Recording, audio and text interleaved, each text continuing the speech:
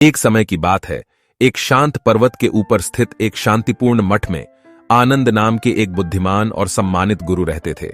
वह अपने गहन ज्ञान और आध्यात्मिक ज्ञान के मार्ग पर दूसरों का मार्गदर्शन करने की क्षमता के लिए जाने जाते थे। गुरु आनंद के पास राहुल नाम का एक युवा शिष्य था, जो लगातार अधिक सोचने से ग्रस्त था। राहुल के मन में विचारों, चिंताओं का बवंडर था, जो उन्हें शांति और शांति का अनुभव करने से रोकता था। उन्होंने गुरु आनंद से संपर्क किया और अपने अधिक सोचने, चिंता करनी, विचार करने की स्थिति से मुक्त होने के लिए मार्गदर्शन और राहत मांगी।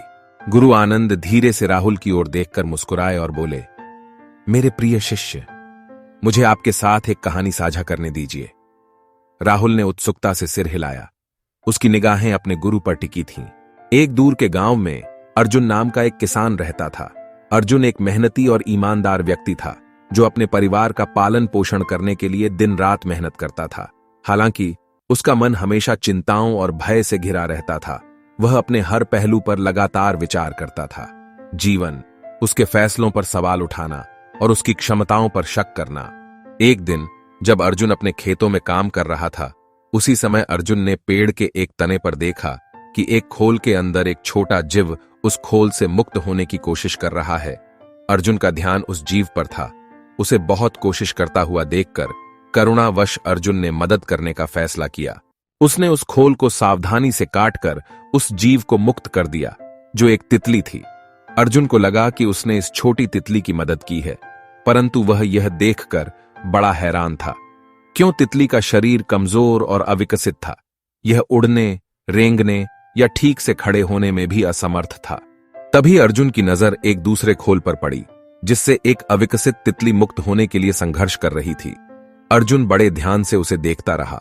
उस तितली ने बहुत संघर्ष करने के बाद उस खोल को तोड़ दिया, जिससे उसका शरीर विकसित हो गया और उससे मुक्त होकर उस तितली ने अपने पंख फैला दिए और वह आकाश में उड़ गई। यह देखकर अर्जुन को अपनी गलती का एहसास हुआ और उसकी आंखों से आंसू बहने लगे, परंतु अब वह कुछ नहीं कर सकता था। उसने उस तितली की प्राकृतिक प्रक्रिया को बाधित कर दिया था, जिसे कहते हैं परिवर्तन और विकास। इस घटना के माध्यम से अर्जुन ने एक मूल्यवान सबक सीखा।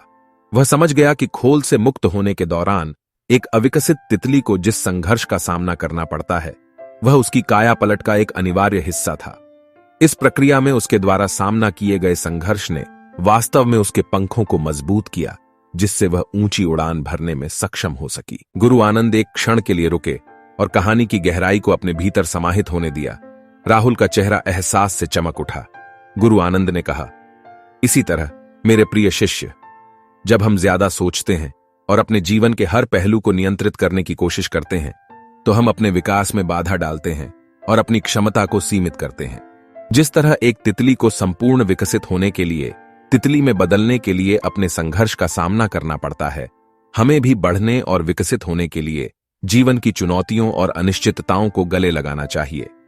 गुरु आनंद के शब्दों में ज्ञान को आत्मसात करते हुए राहुल का मन हल्का हो गया। उन्होंने महसूस किया कि अधिक सोचना समाधान नहीं था, बल्कि जीवन के प्रवाह के प्रति समर्पण और विकास की प्राकृतिक प्रक्रिया में भरोसा करना बिल्कुल सही मार्ग था। उस दिन से आगे राहुल ने खुद को सचेतनता और वर्तमान क्षण में जीने के लिए प्रतिबद्ध किया।